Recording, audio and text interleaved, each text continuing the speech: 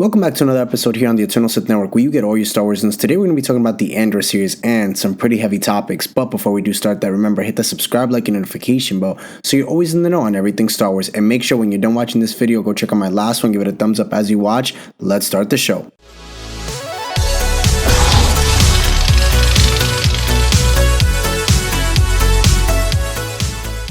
So in episode 4, we had some pretty awesome, dope relics that we got to see in the series on Coruscant, where Luthen basically has his own shop where it has a whole bunch of archives. And one of the ones that stood out the most for me, I know there's other ones that stood out for a whole bunch, but the one that we have to talk about is the one, the only Starkiller. We got to see Starkiller's helmet and possible uniform, what it looks like. But what does this mean going forward for Star Wars? Is this something that they just kind of threw all together, threw in a bunch and just said, hey, you know what, to please the diehard Star Wars fan, we're going to include all these relics and obviously the one, the only Starkiller. But I don't think that it's just that. I think that there's more to it. I think that at some point, Star Wars can possibly reference Starkiller in, now we know that there's Starkiller base, yes, but we can also reference Starkiller as Vader's apprentice at some point in time. We know that the world between worlds has opened up a whole bunch of different things and possibly a new timeline that could include Starkiller as possibly maybe not Vader's apprentice, but some form of inquisitor that we've talked about before on how they can basically kind of water him down and not be the apprentice that he once was in The Force Unleashed.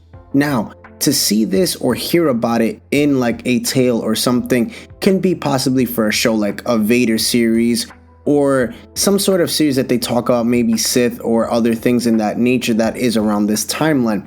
But for me personally, I think that this can open up Pandora's box in explaining or talking about Starkiller at some point in the timeline in the future. I don't think anytime soon. I think that this series will probably, show us a whole bunch of stuff. And in time, again, it's all going to come into play because, again, we saw a lot of relics that have either been in a show or will be in the series, and it will tie into something. For example, the Mortis gods, we got to see the tablets. That's going to be a big part, possibly in the Ahsoka series as well. So, again, what this all means, we don't know, but it will mean something big eventually. And I think that we will get a Starkiller upcoming pretty soon. But again, guys, comment down below, what do you think this means to have Starkiller's basically uniform and helmet in the series? Do you think that we'll get some sort of a, version of Starkiller in the canon universe at some point? Comment down below. Let me know what you think about this news. And remember, hit that subscribe, like, and notification bell so you're always in the know.